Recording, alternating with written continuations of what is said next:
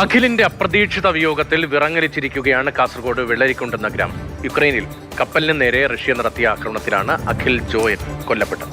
1 മാസം മുൻപാണ് അഖിൽ അവസാനമായി നാട്ടിൽ വന്ന് മടങ്ങിപ്പോയത്.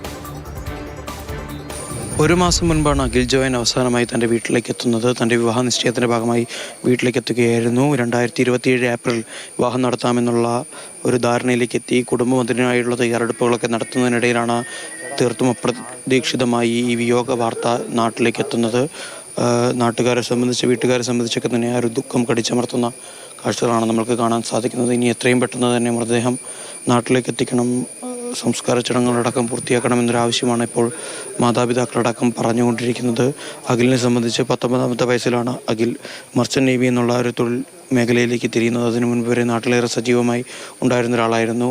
ഇന്നലെ രാവിലെയോടുകൂടിയാണ് പിതാവിന് അഖിലിൻ്റെ വിയോഗ വാർത്തയുമായി ബന്ധപ്പെട്ട ആദ്യ സൂചനകൾ ലഭിച്ചത്. പിന്നീട് അത് മൃതദേഹമടക്കം കണ്ടെടുത്തു എന്നുള്ളൊരു കൃത്യമായ വിവരം വരികയായിരുന്നു.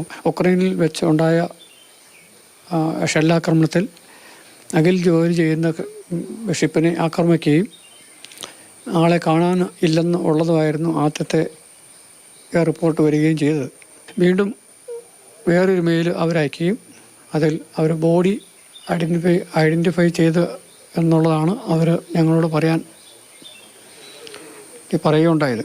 കേന്ദ്രമന്ത്രി സുരേഷ് ഗോപിയെയും അതോടൊപ്പം തന്നെ കാസർഗോഡ് MP രാജ്മോഹൻ ഉണ്ണിത്താനുമായൊക്കെ തന്നെ ചർച്ച നടത്തിയിട്ടുണ്ട് എന്നുള്ള വിവരമാണ് രക്ഷിതാക്കളുടെ ഭാഗത്തു നിന്ന് അവസാനമായി വരുന്നത്. എത്രയും പെട്ടെന്ന് തന്നെ മൃതദേഹം നാട്ടിലെത്തിക്കണം, സംസ്കാര ചടങ്ങുകൾ പൂർത്തിയാക്കണമെന്നതാണ് ഇപ്പോൾ കുടുംബത്തിൻ്റെയും ബന്ധുക്കളുടെയും നാട്ടുകാരുടെയും ഒക്കെ തന്നെ ഏക ആവശ്യം.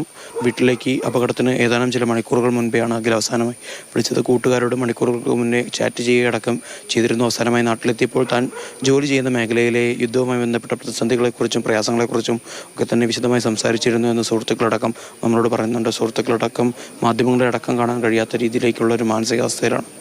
സാരംഗ് സുരേഷ്, മാതൃഭൂമി ന്യൂസ്, കാസർഗോഡ്.